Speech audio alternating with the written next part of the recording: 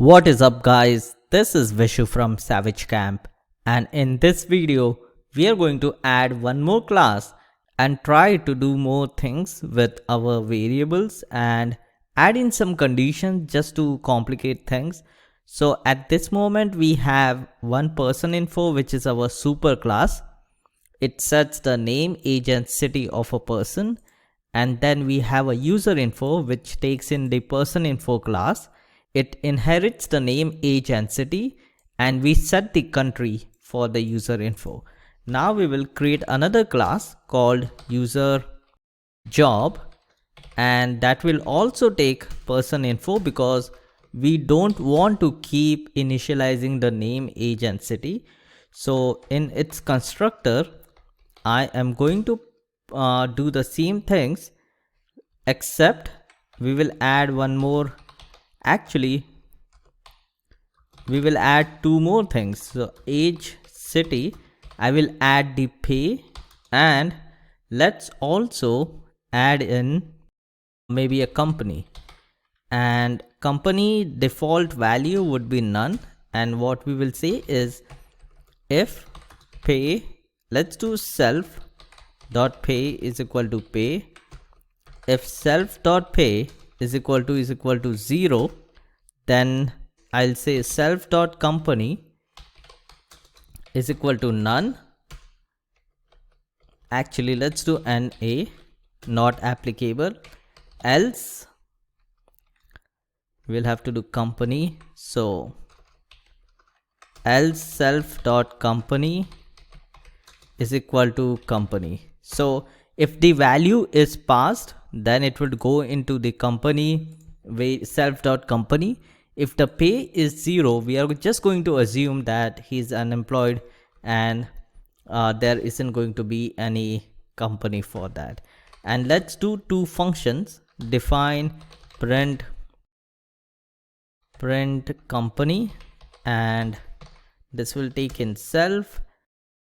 If self dot company is not equal to NA, which means that there is some value in self dot company, it is not the person is not unemployed. Print f self dot name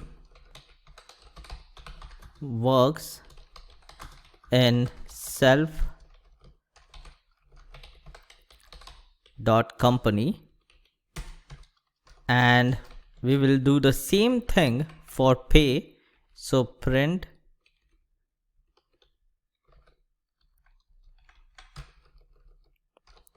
pay, and here we'll just print out whatever the pay is. Actually, let's put in the same condition. If self dot pay is not equal to 0, only then it would say self dot name works in self dot company with a pay of self dot pay. So again, I'm not initializing the name, age and city. It is already in here, so I don't have to do it. I need to call in the super class super dot init, and it is going to initialize the name, age and city from here. And we don't need to put the pay and company because this is what the previous class is taking. And I will comment this out and create u1 is equal to user job, and let's pass in these values, and at the end let's do a pay of 10,000 and put a company of Facebook. And here I'll say company is equal to u1 dot company, not company, print company. And then if we are going to assign it to something, we need to return the value, not print the value. So let's change it to return, because I'm assigning all the value that it is returning in a variable. So print company salary is equal to u1 dot print pay. That will also print it over here. If self dot company, let's say return user self.name is unemployed, and let's put in the F, and here too we will do the same thing.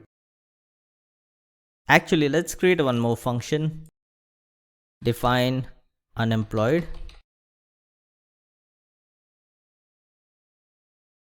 If the self.pay is equal to 0, then this would not execute and it would just go to self.unemployed. So very simple program. We are adding more variables and we are trying to do more use cases. So if I run this, I am getting John works in Facebook and John works in Facebook with a pay of 10,000. Now this is the tricky situation. I can do 0 and see if we get unemployed. So it's giving none, which is a problem. And it is giving none because we need to store this value.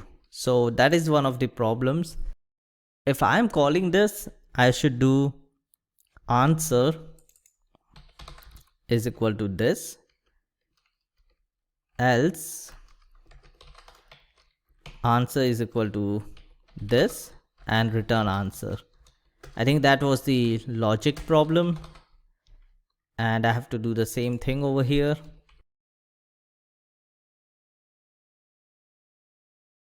So if I run this now, we should get John is unemployed. So this is working now, and this might look a little confusing, but all we are doing is checking if the pay is 0. If the pay is 0, then we'll set the company to NA, and if the company is NA, it will print out unemployed, and if it is not NA, then it will print out the self.name. Again, self.name has not been initialized in here.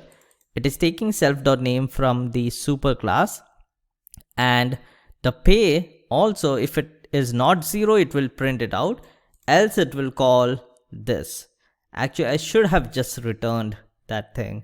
It's just extra lines of code. So let me try to do this.